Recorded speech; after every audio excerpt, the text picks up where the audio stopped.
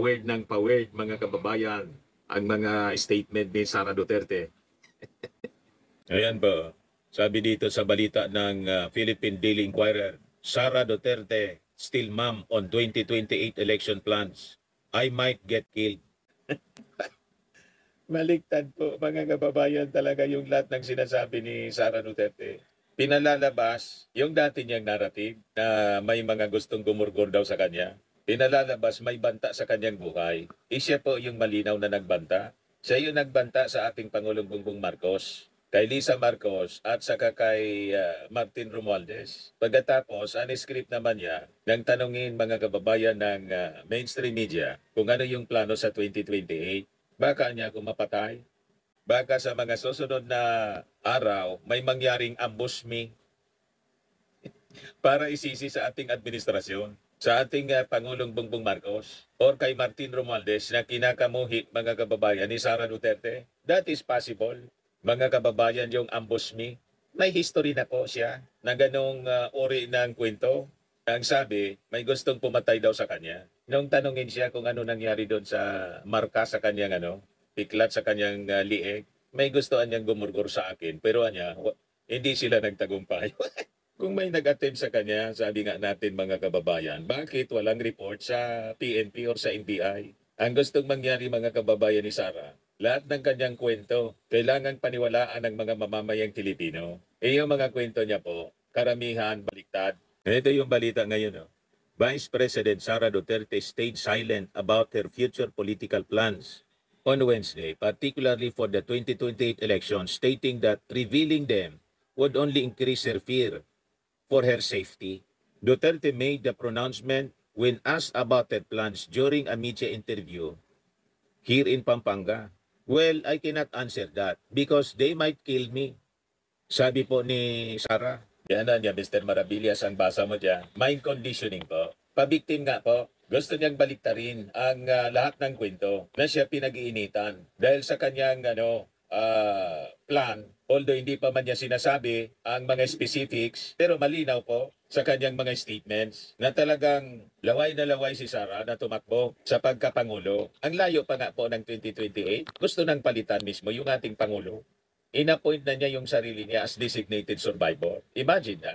Ito kasi ginagawa niyang narrative to support yung kwento niya na ang rason kung bakit siya mga kababayan na impeach dahil gusto siyang i-eliminate as a candidate in 2028. Yun man lang po ang ibig sabihin nito. Yung sabi ni Sara, and I think what comes next is, it's like, let's just get this woman killed so that the administration's problem is over. Note, the administration, not the people's problem. So, pinalalabas niya na yung ating Pangulo or si Martin Romualdez will resort to killing just to eliminate her bilang kandidato sa 2028 elections. Naniniwala kayo sa kanyang narrative ni Sara? Malinaw po na siya yung nagbanta. Si Martin Romualdez nga po, hindi nagsasalita ng kanyang mga plano. Siya man lang po ang daldal ng daldal sa mga interviews niya sa media. Pagkatapos, na-discover natin yung mga nag-interview sa kanya na mga reporters, lalo yung doon sa Melbourne, lahat bayad. Bayad niya daw.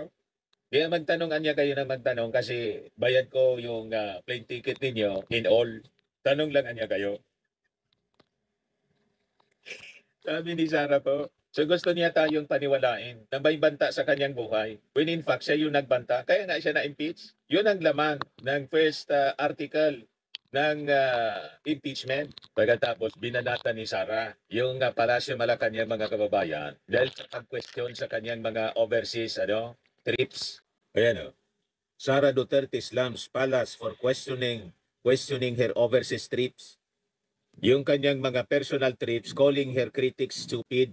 Mga bobo daw, yung mga critics niya. Ganon katindi at nakakayaan niya. Yan sabi niya. Alam mo kasi, hindi kasi nila naintindihan. Sorry hindi ko alam if sinasadya nila na ayaw intindihin o bobo yung mga nasa administrasyon. Iwan ko, sa totoo lang talaga, nahiya ako sa mga Filipino na nanonood yung ibang bansa sa atin ang ganito yung estado ng this is the state of the nation. Ganon. Ayan si Sara, mga kababayan. Kayo po ba as Vice President? Alam mo kasi, hindi kasi nila naiintindihan ang storya. Hindi ko alam kung sinasadya nila na ayaw intindihin o talagang bobo lang talaga yung nasa administrasyon. I'd like hihingin doon sa latter kasi sa lahat ng mga desisyon nila lately, ay alam mo, sa totoo lang talaga nahihiya ako as a Filipino ba na nanonood yung ibang bansa sa atin and ganito yung estado ng, this is the state of the nation. She has that gal, mga kababayan. May kapal siya ng mukha na sabihin ng ganon na nakakahiya na daw ang ginagawa ng ating administrasyon. What about yung kanyang ginagawa? Alin yung nakakahiya? Yung ginagawa ng ating Pangulo na poros official trips ang ginagawa? O yung kanyang mga personal trips, mga kababayan, na hindi na nga siya makapagtrabaho? Alin yung nakakahiya? Ang nakakahiya, mga kababayan, ito.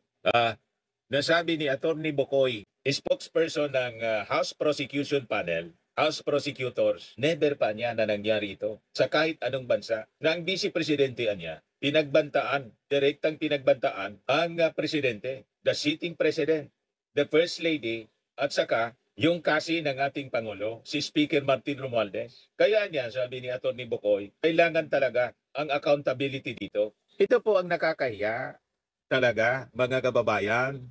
Huwag kang mag-alala, ma'am, sa security ko. Kasi may kinausap na ako na tao. Sinabi ko sa kanya, kapag pinatay ako, patayin mo si BBM, si Lisa Araneta, at si Martin Romualdez. No joke. No joke. Nagdiling na ako, ma'am.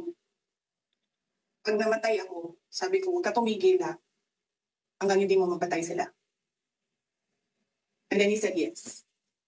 Yan ang nakakahiya. Tama po, mga kababayan? Di ba yun ang nakakahiya? Pagkatapos binabaliktad ni Sara Duterte ang narrative. Pinalalabas niya, may banta sa kanyang buhay. Gusto siya talagang i-eliminate para hindi makakandidato sa 2028 presidential elections.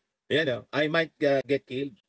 May ganon na narrative, mga kababayan, si Sara Duterte. Kaya pag may nangyari in the future po na insidente na may nag-attempt sa kanyang buhay, may nag-ambush halimbawa, huwag tayong maniwala. It could be ambush me. Minamindset na po tayo. Kinokondisyon na yung ating isipan na may magtatangka sa kanyang buhay para lang siya i-eliminate. Kasi yun ang kanyang kwento, mga kababayan. Dahil sa final na impeachment complaint laban sa kanya, pinalalabas niya, it is politically motivated. Yan sabi niya, I am the front runner in the presidential race in 2028. The survey shows that, and I think they want to eliminate the front runner. Yan sabi sa report ng News 5, politically motivated. Muling iginiit ni Vice President Sara Duterte na politically motivated umano ang kinakaharap niyang impeachment process. Sa isang panayam sa Russian state media, sinabi ni Vice na ginigipit lang umano ng administrasyong Marcos ang kanyang pamilya.